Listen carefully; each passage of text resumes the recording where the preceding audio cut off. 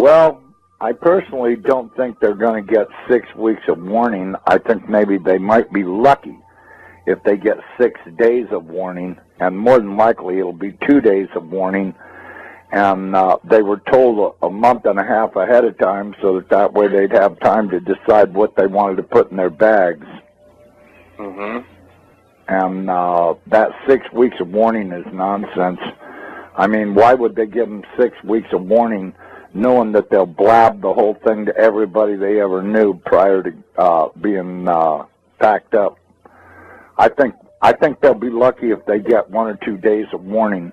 They'll get called and say, it's time to go, and they'll have 15 minutes to get ready to head out.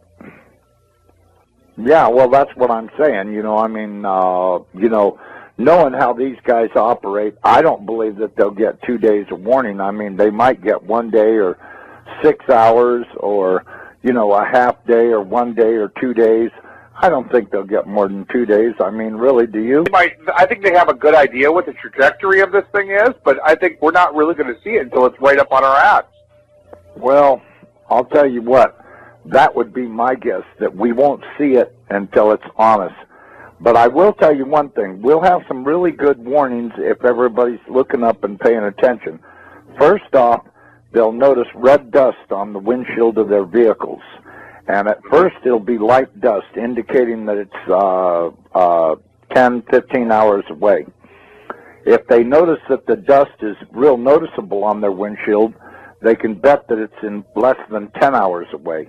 If they have heavy red dust on their windshields, it's only a matter of hours away, and they'd better immediately take cover because they're out of time. It's too late to decide to load this or that up.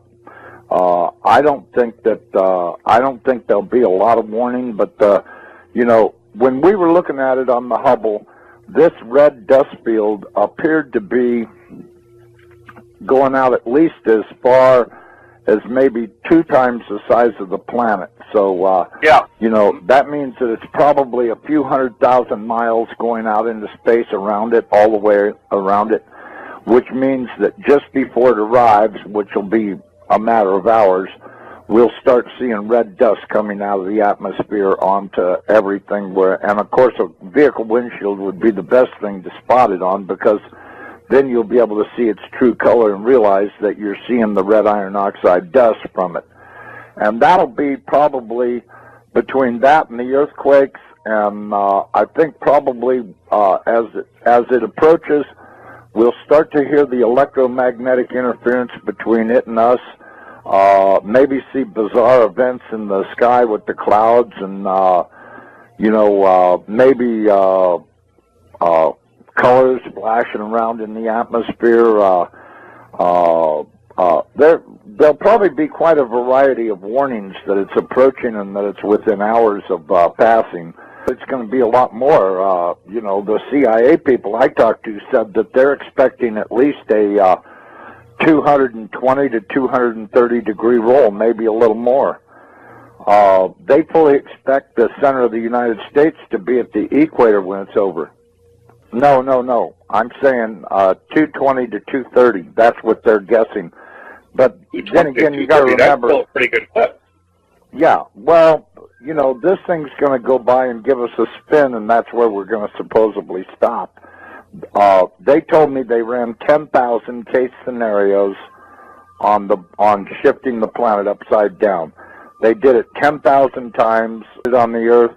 They tried different locations to see what they'd come up with, and it averaged out at 220 to 230 degree roll. So, you know, I think probably them knowing the trajectory isn't, I don't think that's a matter of question. I'm sure they know the trajectory. I'm sure they know the exact minute it's going to show up. You know, I mean, I've heard a lot of stories that I would only tell you in private about this, because it's so far over the top, most people would go into immediate denial if they heard it. So, you know, the most I can say is that they better be expecting at least a 180 to a 220 degree pole roll when this happens. And as far as that bulge around the center of the planet, I got news for everybody. This thing is going to do a very fast roll, and that water is going to go everywhere. The Lord warned you. The oceans will roar from pole to pole. Is there some part of that nobody understands? The average depth? Yeah, what's the average depth of the ocean around the world? 10,000 feet. 10,000 feet. It's about 2.5 miles. That's the average depth of the ocean. Although the depth does increase at the equator because there's spots where it's averaging 7 miles deep. Rolling into the position of the South Pole. That means that the North Pole has got to go through that bulge before it can reach its final resting place. So we're going to have 7 miles of water doing some serious washing around on the land. So let me ask you this: if we did a 220-degree pole shift, would that be an instantaneous pole shift, or would that be a? No, it's going to be, as I understand, it's going to happen over the course of half an hour to an hour. And actually, they said 28 minutes. That's pretty instantaneous. That's pretty fast, yeah.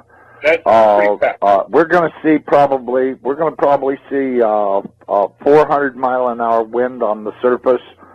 We're going to see big-time water splashing around.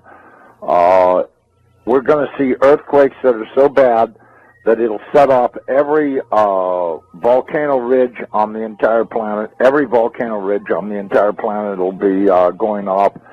The tectonic plates will be being jerked apart by probably miles apart, as the surface of the earth will be like a bowl of jello.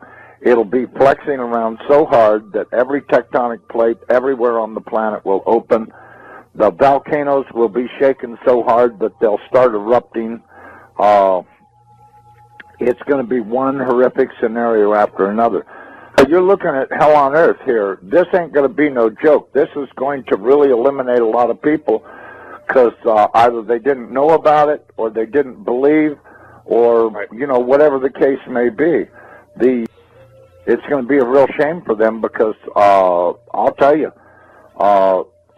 when Nibiru rolls the planet upside down, it's going to kill 4 billion people, and that's the first day, and the rest will survive on, but very few survivors will still be around when the weather finally gets good enough to get a full growing season, because they just were not prepared enough to make it, and it's going to eliminate a lot of people. I mean, I wouldn't be under these underground facilities that all of these elite people think they're going to hide out in, because they're going to be torn to pieces by the flexing of the planet. I mean, the crust of this planet is going to really act up big time, and there won't be any survivors in those underground facilities. Well, I'll tell you what. I really don't think that the survivorship of this will be real high because of the denial. The level of denial in this country is obvious by Department of Homeland Security planning to fight everybody.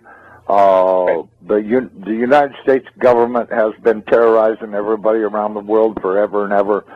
The churches are all in denial. I mean, the Chinese, they take babies and cook them up into stew and stuff. It's taken over this planet, and that's why I said about the churches being asleep. The churches have not protested this at all, and they're going to pay dear for having kept their mouths shut and been politically correct. This is the one that's going to cost them their ass, and one evil thing stacked on top of another. And all of these people that have been condoning all of this stuff, they don't talk about it. They just, they own stock in the companies, and they think they're getting rich, and what they're actually doing is getting ready to die, and they don't even know it. I tell people all the time, guess what? You're probably not going to be alive this time next year, so don't worry about what you're doing. Well, but, one of his favorite subjects is to talk about giants, because our military has ran into quite a few of them in caves in the Middle East over there.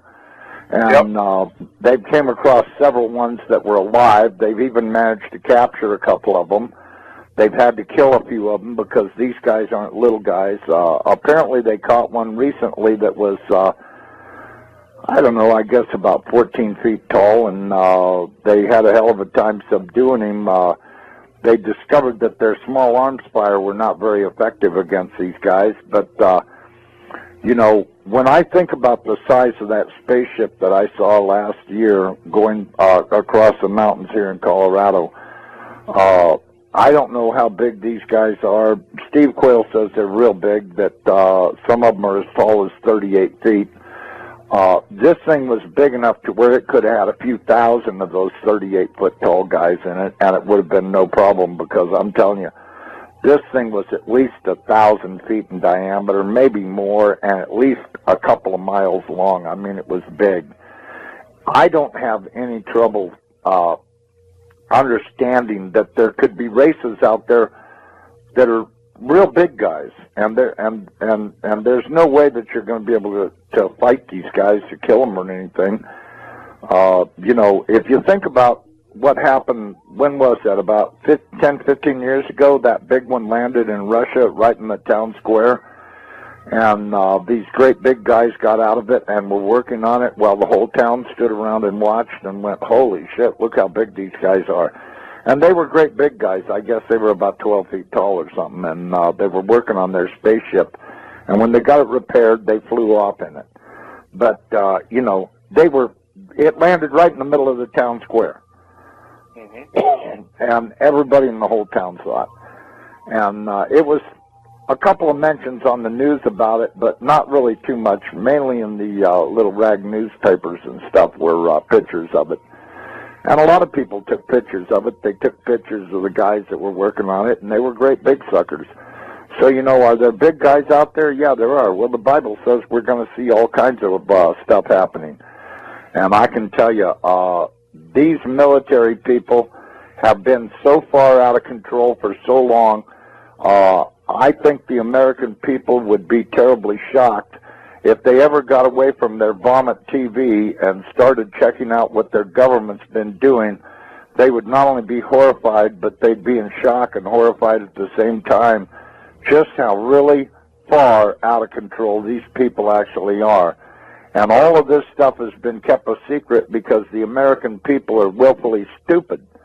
And this is going to come home to haunt them. I can guarantee you there's going to be trouble on the horizon they can't even imagine. And I can tell you, just the thought of 14, 15-foot tall guys dressed in military uniforms doing God knows what. I mean, I've always thought since day one that the pyramids were built prior to the last pole shift, and that they were stacked up probably by these big guys, because there's really no other explanation for how stones that big got mounted up. I mean, you look at some of those things, and the architecture and design and construction is just so far over the top. And now we've got all of these ragheads over there in Egypt talking about they want to tear them down. Yeah, well, I was you know talking what? about that earlier today. Yeah, this is just insanity.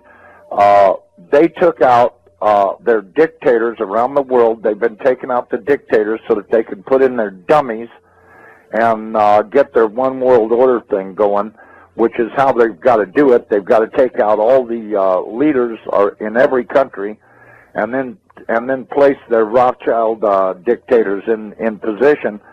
And of course, you know, that'll bring in their one world order because they'll all work for the same guy. But you know, now they've got these morons down there in Egypt that want to tear down the pyramids. They want to do this. They want to do that. You know, I don't know how they plan on doing it. You know, what are they going to put a nuclear weapon in the thing and blow it up or what? Because they're sure as hell not equipped to dismantle it manually. They'll have to blow the things apart. They put. I was afraid the government would respond to the financial crisis by doing more of the same policies that caused it, which is more deficit spending, more cheap money, more central banking and central planning. And as a result, I think the U.S. economy is now poised for a much bigger collapse. I think that what's coming is a sovereign debt crisis and a currency crisis that will make the financial crisis of '08 look like, the proverbial Sunday school picnic. This is something that's affecting the economy right now. Oh, absolutely. The fiscal cliff specifically is one of the major ways in which the slow recovery that we have could be completely derailed. Hard landing in China, euro collapsing, problems in the Middle East, and fiscal cliff is probably paramount in that area. As a matter of policy, as opposed to an apocalyptic. And the most important price is interest rates, which have to go up. That is but no one wants to let them go up because the banks will fail. We currently have no price integrity in any asset in America. And we're on the precipice of collapse. That's right. So this system is in collapse, and it's unbelievable, and most people don't even see what's going on. If you watch CNBC, if you actually pay attention to the U.S. media, they will always tell you there's green shoots or it's going to be a recovery. There's no chance of that. You don't think there are any signs of that? It's not possible. We're in the last days of this financial system in the U.S. This is Zimbabwe. When it starts to collapse, it's going to happen very fast. If people don't start to wake up to what's going on, they're going to get hurt in this collapse. But this is where it's going now, that we have to now just get as far away from the U.S. and from the Western world, because this collapse is going to be messy. We've got to ask ourselves, why are the feds preparing for a war against Americans? Why have they bought now more than 2 billion bullets, all kinds of arms and ammunition, and now more than 2,700 tanks to patrol in America and keep order? We're told it's because they love us. We're told it's to keep the peace and to increase safety.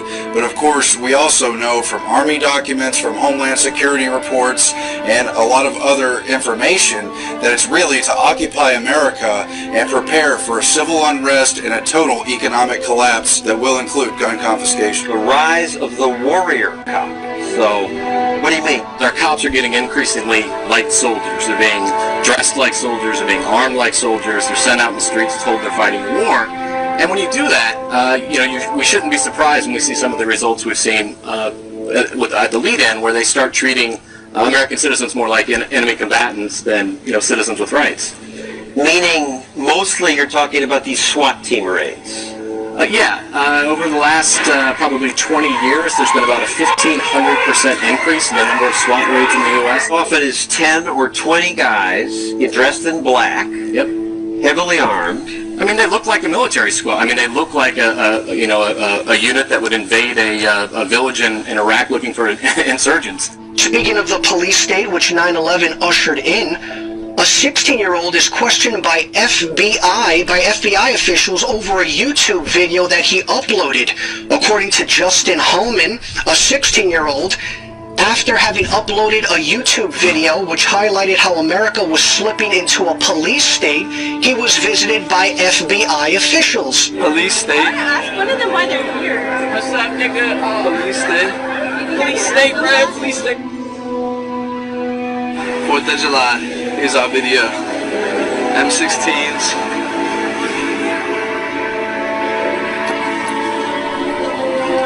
Because we don't live in a police state, sir. Martial law has not been established in this country. Open the door, sir. He's got his hand up. You're going to kick my door. You kicked my door down. You kicked my door down. Get on the ground. You kicked my door down. Yes, we did. Get on the ground. No, you have no right to be in here. You have no right to be in here. You have no right to be in here. You have no right to be in here. Do not touch her. You are assaulting her.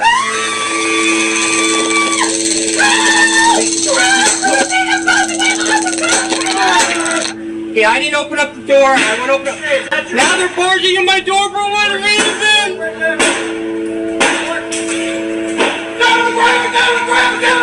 Down! Put your hands! Hands, come at me! Don't move! Don't move!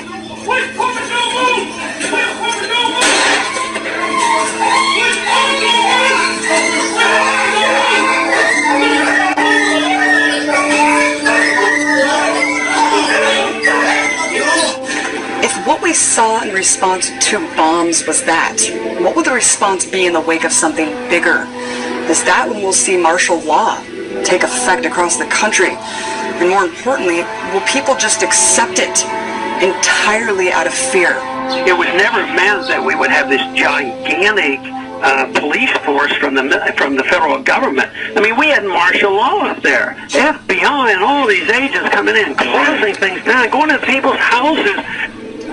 The police state is staring us in the eye, and it's getting more and more imposed upon us and more imposed on society every day.